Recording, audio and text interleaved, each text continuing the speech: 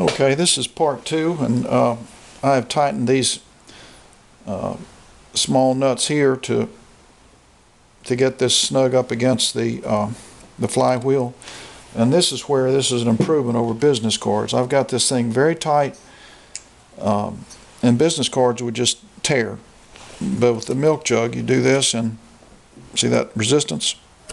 Now that gap is going to be perfect. I'm going to do the other one. See, I'm really having to pull on that, and then it slips out. So this gap is now perfect. You can see it's got the right clearance. They're even, and that's what you want. And you can't do that with a business card. It would just tear. And that's part two.